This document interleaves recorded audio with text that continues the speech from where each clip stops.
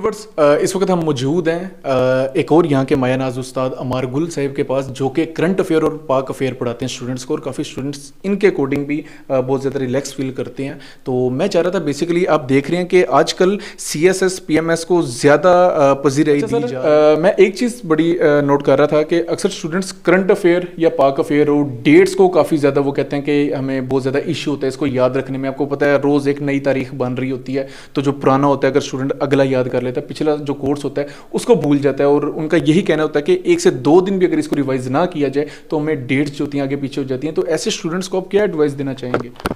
जी देखिए, पहले तो डेट्स को ना रट्टा लगाने की ज़रूरत नहीं है CSS के अंदर, क्योंकि बेसिकली CSS में आप कॉन्सेप्ट लिखते हो, हेडिंग्स बनाते हो।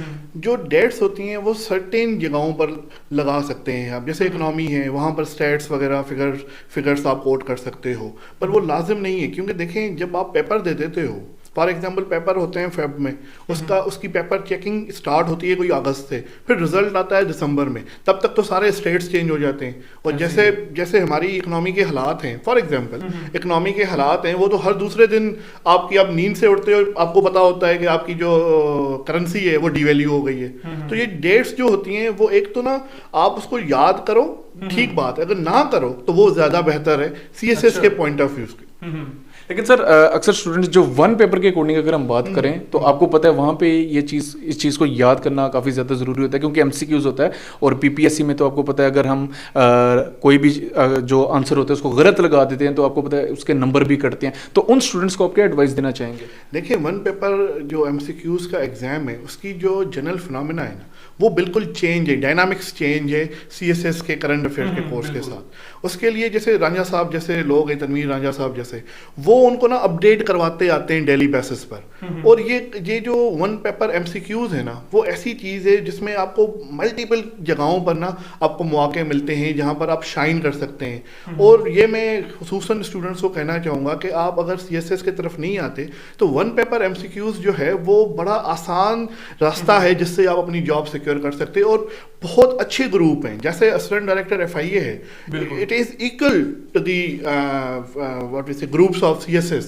तो आप ऐसे जो जॉब्स हैं वो हासिल कर सकते हो थ्रू वन पेपर MCQ। अच्छा सर, जैसा कि आप पढ़ाते हैं CSS के स्टूडेंट्स को, तो मैं एक आखिरी मेरे आपसे क्वेश्चन होगा कि जो स्टूडेंट, आपको पता है तो स्क्रीनिंग टेस्ट भी होते हैं ना इसके अकॉर्डिंग, तो काफ़ी स्टूडेंट इसके अकॉर्डिंग कंफ्यूज हो जाते हैं कि इस चीज़ में अगर हम इस चीज़ को पास करना चाहते हैं इस पेपर को, तो इसके लिए हमें किस तरीके से अपने जो मेथड होगा, स्टडी मेथड जो होगा, वो कैसे अपनाना चाहिए?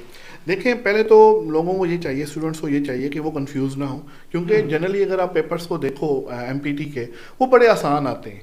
उनको आप सेक्शन वाइज डिवाइड करो, और सेक्शन वाइज जैसे इस्लामियात का एक सेक्शन है, उसके साथ फिर आपका पाकिस्तान अफेयर का है, ऐसे ही करंट अफेयर का, सेक्शन वाइज चलो, और मल्टीपल सोर्सेज हैं जहाँ से आप तैयार कर सकते हो। मतलब इतना इस चीज़ को भी हवा ना बनाया जाए, इतना इशू नहीं होता इसको पास करने में। जी बिल्कुल, 33% पासिंग रेशो है, मतलब कि 33% मार्क्स आपने लेनी है और आपने वो जाकर आराम से ली जा सकती है। ये कोई इतना मतलब अपनी दिमाग पर बोझ ना बनाया जाए। जो लोग CSS की तैयारी करते हैं, आई थिंक कि they are capable enough to pass MPT।